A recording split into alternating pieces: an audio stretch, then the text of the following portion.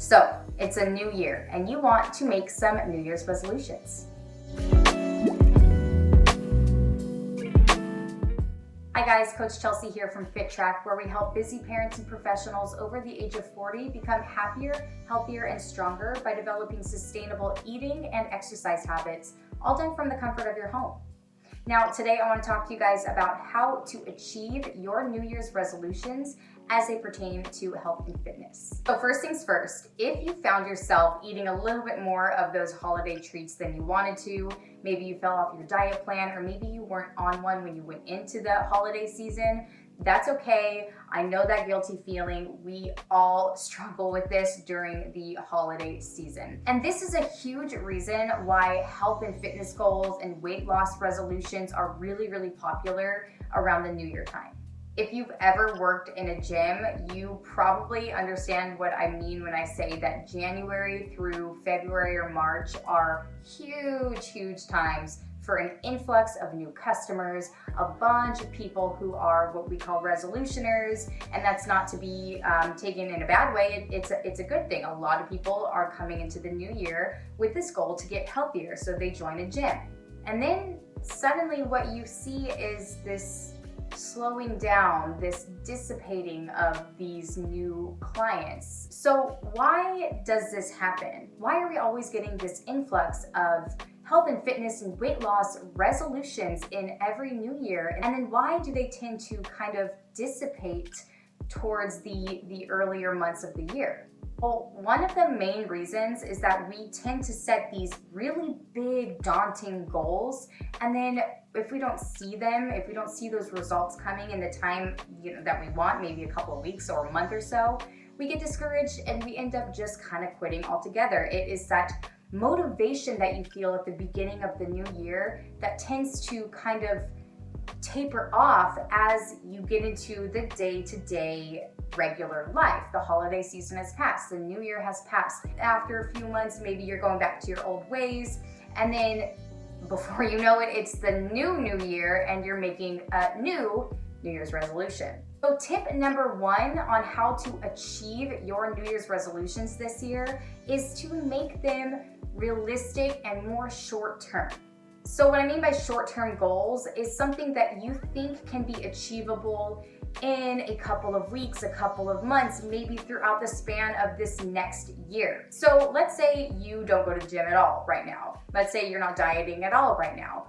What you would not want to do is set a goal of going to the gym 5, 6, 7 days a week and dieting hugely restrictive diets. You don't want to set these huge, daunting goals because you're gonna find that you're going from 0 to 100 and then suddenly you hit a wall. So this is where making those realistic, more attainable goals comes in handy in achieving your New Year's resolutions.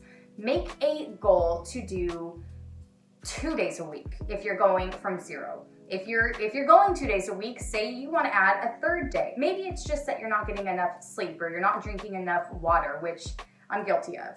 So make a resolution to drink more water, get 8 hours of sleep at night. Just make these small, minor changes that are going to have a huge impact on your life, your health and wellness, but it's going to be gradual and you're not going to really notice it maybe at first, and suddenly a couple of weeks in, a couple of months in, you're feeling better, you're more energized, and then maybe you want to up that goal to, okay, now I want to go to the gym 4 days a week or 5 days a week. All right, now I want to start cooking a little bit healthier than I was. So making these shorter term and more attainable, less scary big goals is tip number one in how to actually set and achieve a New Year's resolution. Tip number two is to keep your aspirations more to yourself. I've said this before and I'll say it again. Telling a bunch of people about your goal to lose 10, 15, 20 pounds or your goal to go on this super restrictive diet tends to have this psychological effect where we feel like we're already succeeding in said goal. And then what happens is you want to reward yourself for doing that goal that you feel like you've done because you've told a bunch of people. And so then you get a little bit more lenient.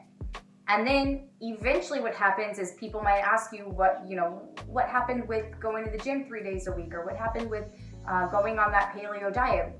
What'd you do with that goal? And maybe you start to feel a little bit discouraged because now people know about this goal and you've not completely succeeded in getting to that goal. And it's not a good feeling. So instead, what you want to do is keep it more to yourself, your aspirations to yourself, and people will notice. If you start to lose weight, if you start to go to the gym, if you start to eat healthy and you're feeling better, you're more confident, people seriously will tend to notice over time. And it's such a good feeling. It's a much better feeling than telling people you're gonna do something and then feeling bad if you haven't met those expectations that you set for yourself, right? So that is tip number 2, to keep your goals and your aspirations for the New Year's resolutions to yourself a little bit more. Of course, there are people you can confide in and ask them for help maybe, but in the grand scheme of things, you don't owe anyone anything. You don't have to tell anyone anything. I love keeping my resolutions to myself. I always make them in the new year, and I look back on them later and see if I met that goal, and then I can brag to people about it if I did meet that goal. Which brings me to the last tip number 3, which is to write down those goals. So if you are a list person, a to-do type A type person, write it down in a list on your phone where you can kind of check mark it off as you go through those goals throughout the year. Or write it down on a piece of paper, in a planner, in a book, somewhere that you can stash away, and you can look back on it closer to the next new year and see if you have met those goals that you made. See how much you've changed. See if your goals have changed. Maybe you don't even feel the same way about these goals that you did last year as you are coming into this next new year. So actually, big suggestion, if you guys remember or you have something written down about your goals for 2021, take a look back at it and see if they still align with the goals that you are coming into with this new year in 2022. See if not only you met those goals, if they were realistic, if they made you feel good, and if they are still something that you are trying to work towards or they still align with your beliefs. So for me, I have them down in my phone. I completely forgot that I wrote it down in a note on the Notes app on my phone with like the little bubbles that you can check mark off. And it felt so good looking back at it a couple of weeks ago because I was like, oh my God, wait, I did this, I did this, I did this. And it was such simple things like drinking more water, getting more sleep, eating a little healthier, going to the gym more. Those were things that I had actually done, and I kind of forgot that I had made them my resolutions because they just became a part of my everyday life after a while. So write them down, keep them to yourself, and make them shorter term and more attainable. Those are my top 3 tips on how to achieve your New Year's resolution goals for 2022. I hope you guys enjoyed this. If this helped you, please make sure to give it a like. And as always, subscribe for more content just like this. I will see you guys in the next video. Bye.